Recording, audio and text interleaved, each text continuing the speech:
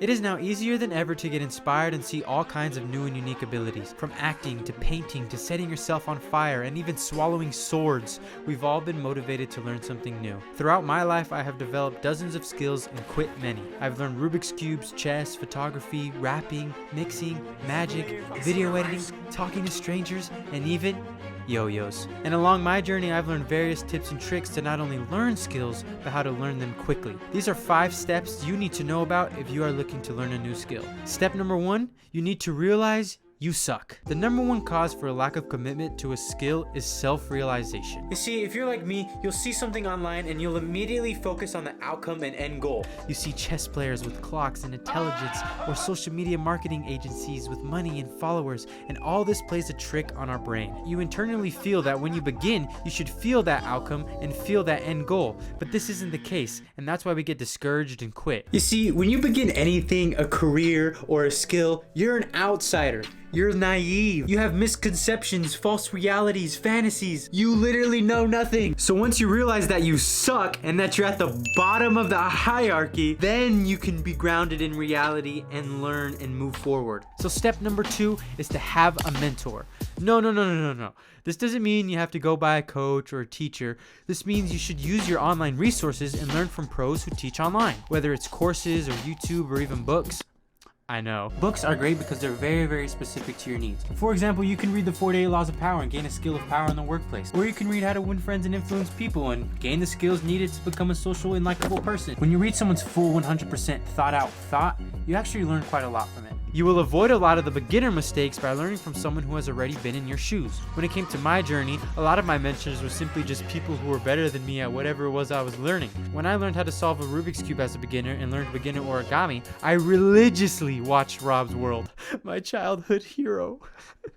Some other people that have helped me in my other skills are people like Gotham Chess for chess and Chris Ramsey for magic, and all kinds of photographers for photography.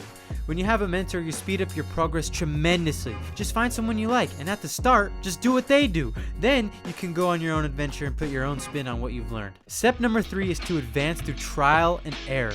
Do you think it'd be considered a skill if you didn't have to be skilled at it? No one says, wow, you're a skilled walker, or you're so skilled at opening doors. You have to fail. This is perhaps the most important thing that you're going to hear today. If you can understand that failure is a part of the journey and that failure brings success and growth, you can master anything. Listen, in the beginning, time is your most valuable resource. That is why the mentor step is a must, because it will save you so much time. When you learn something new, the longer the time you're exposed to it, the better you will become. So learn from your mistakes, and you can even record your process so that you quickly see what it is you're doing wrong and fix it ASAP.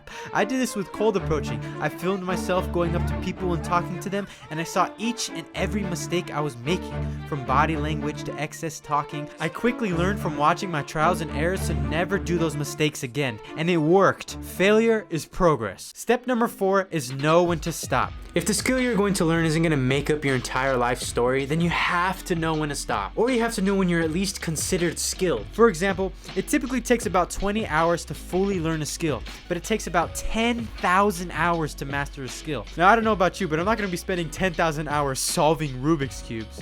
It's important to understand where the threshold is in order to be considered good at your skill. For example, if you want to learn chess and be considered at least decent at chess, 1,000 ELO is probably more than enough. Or if you want to take up photography, in order to be considered good, you probably have to have a portfolio. This is important to understand because you can be good at photography, but you don't need to be Peter McKinnon. So like I said, if it isn't your life's goal, then realize when to stop. Then you can just maintain the skill here and there and leave room for new skills and new goals. So get your 20 hours in and maintain it. And the last step is step number 5. Focus on one skill at a time.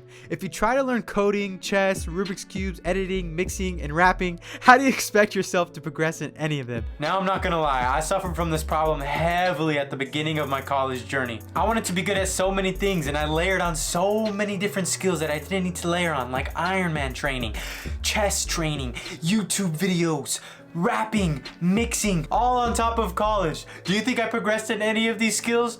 No. In fact, the complete opposite happened. I got way worse at rapping and writing. I never put out YouTube videos. I never ran an Ironman, and my ELO in chess just went down. And it's not because there was like a lack of commitment or anything. I had a good schedule and I actually did practice these things every day, but there wasn't enough solo focus on each skill in order for my brain to say, okay, we're gonna learn this. I'm gonna register this. Listen, when you want to learn a new skill, focus on just that skill. You will progress significantly quicker, and it will give your brain a chance to connect and wire the memory and sensory neurons needed in order to remember that skill. If you try and do what I did and layer everything, your brain doesn't get a chance to register anything, and it even deteriorates.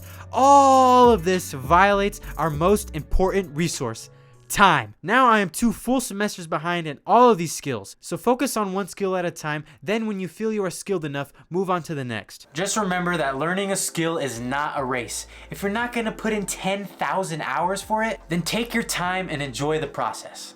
But that's all I have for you guys. Make sure you guys like and subscribe, and I'll see you in the next one.